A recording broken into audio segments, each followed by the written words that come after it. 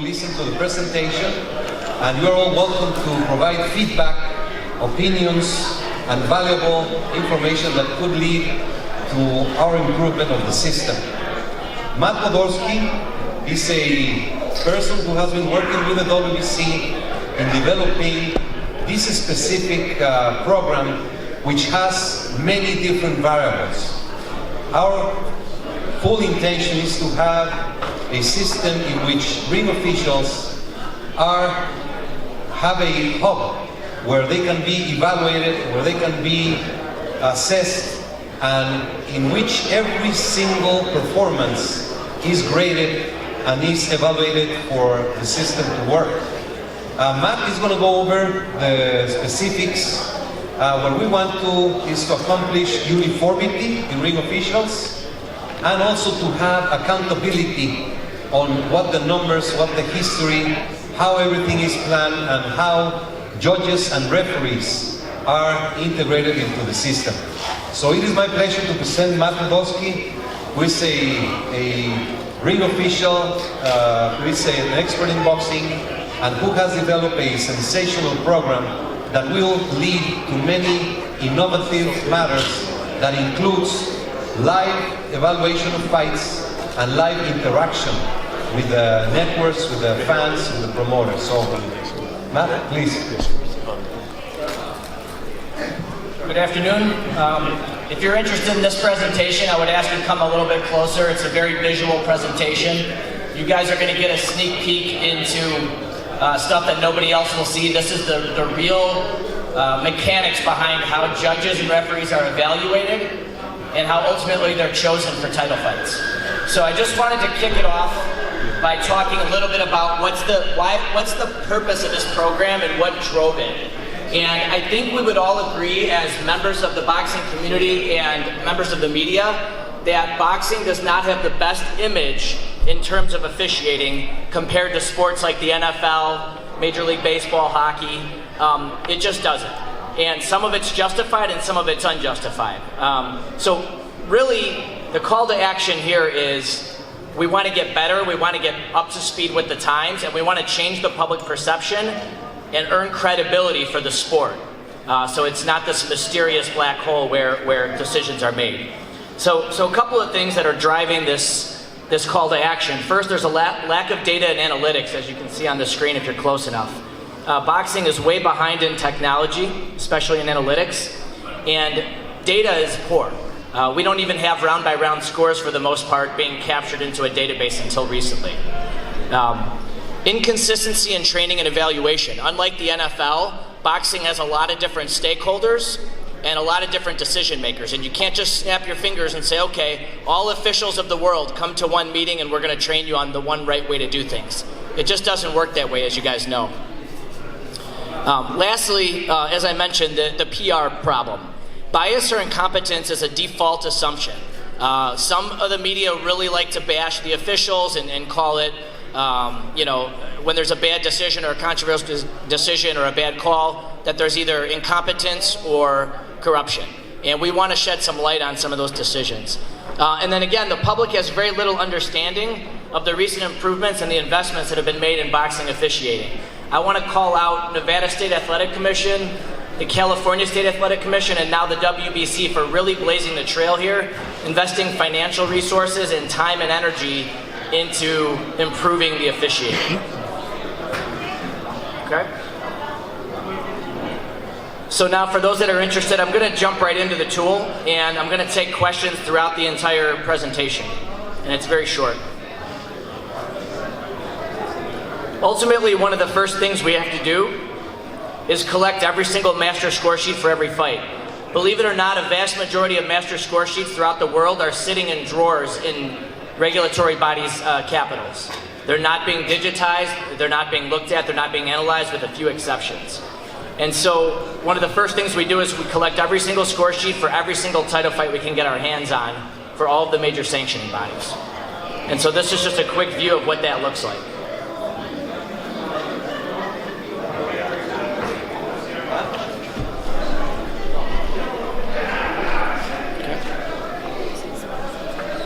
One of the next things we do is every single fight that's televised, that's a WBC title fight, we now ask peers to score those fights live. So for example, tomorrow night, we have 2 WBC title fights. We've assigned 5 WBC judges to use our online application and score it round by round live in our application. And I'll show you in a minute what it looks like, but that provides real-time feedback. So instead of just waiting until the fight's over and doing an evaluation if there's a controversy, the WBC is getting out ahead of it. They're having 5 professional judges score it round by round, and that information is fed to whomever we choose to see it in real time. So I'll show you really quick what that looks like and what the outcome of it is.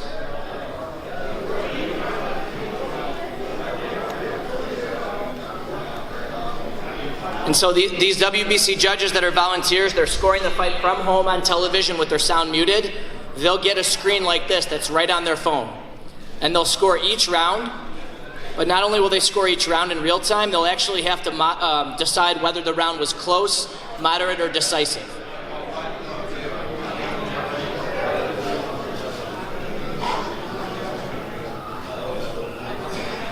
That information is all then fed to an administrator, myself, Mauricio, possibly the press if we work out an arrangement, and they'll have access to actually see those scores in real time, and I'll show you that in just a second.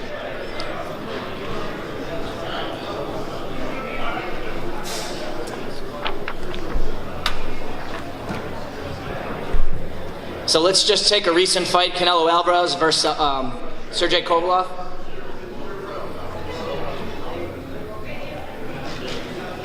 And what you'll see here is we had 1 WBC judge scoring the fight from home live, Michael Tate.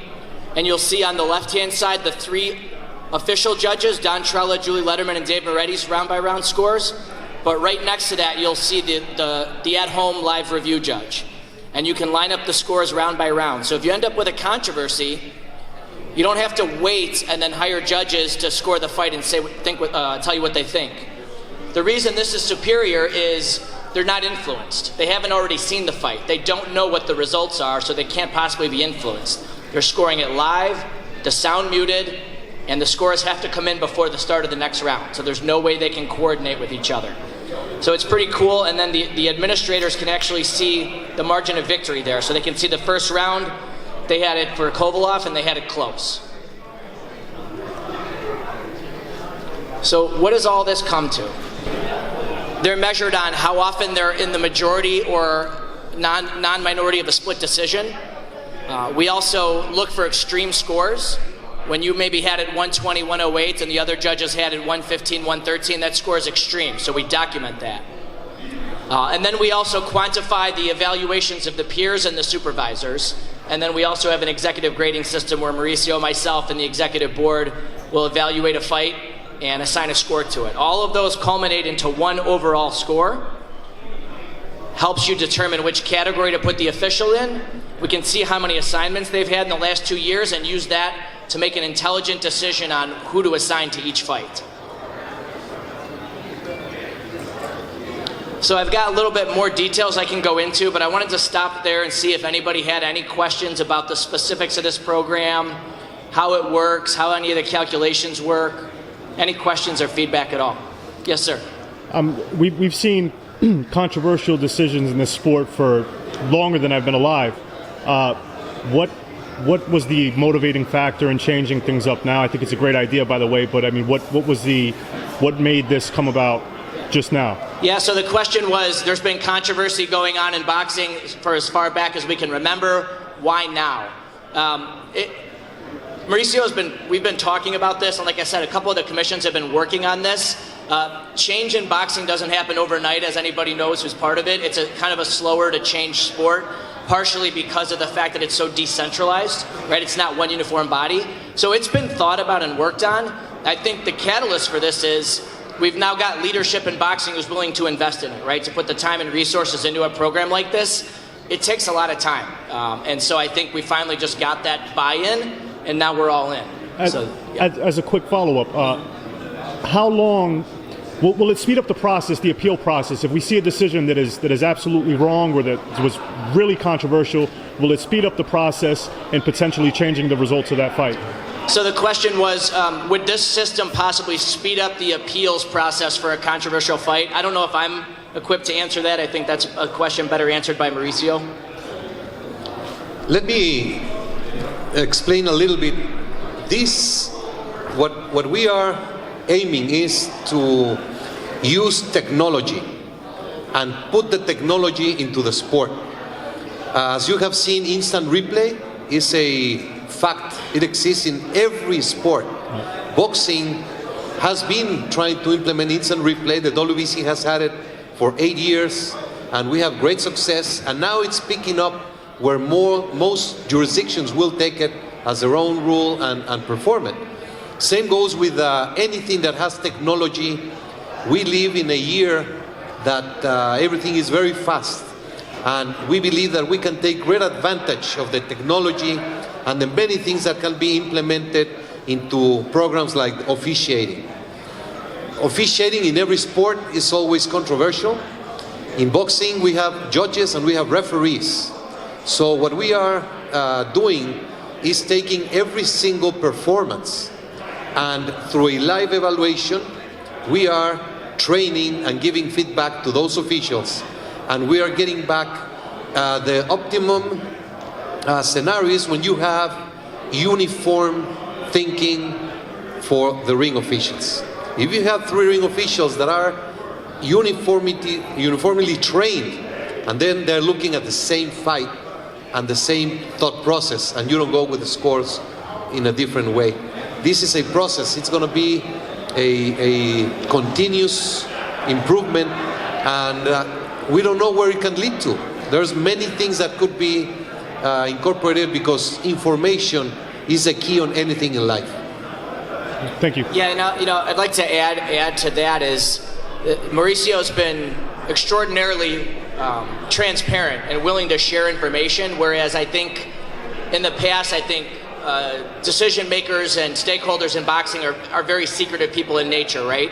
Mauricio, like I said, has been willing to kind of open this up to the public and share this data and say, hey, look, there's no secret, right? We're not going to give you every single comment and sort of evaluation we do, but there's no harm in sort of showing some of these statistics. And like I said, we're even willing to, on a trial basis, share with the media for fights live what these live judges are scoring it round by round. So, usually you have your expert judge at ringside, or your commentator will be scoring the fight just to give the fans a frame of reference. But I think maybe adding on to that even would be, how about 3 to 5 professional judges who are sitting there focused, watching it on TV, who are trained to do it, scoring the fight round by round, and that information streaming right to you. I think the fans would be really, really interested in seeing how that's progressing throughout the fight.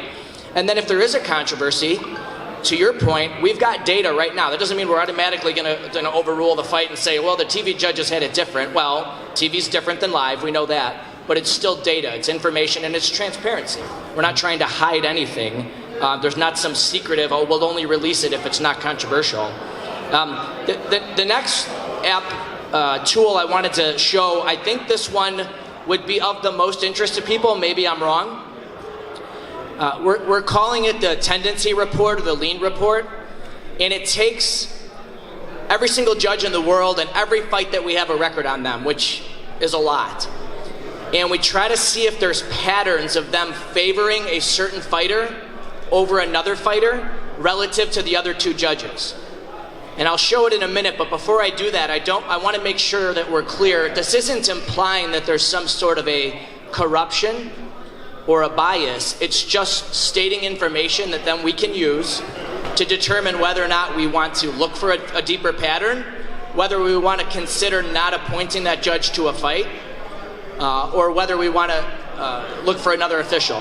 So I'm going to pull it up right now, and I'd ask that you just don't read more into it than what it is. It's information, and it's a tool for commissions, for sanctioning bodies, possibly even for promoters and managers to use to possibly object or just get better insight into the official.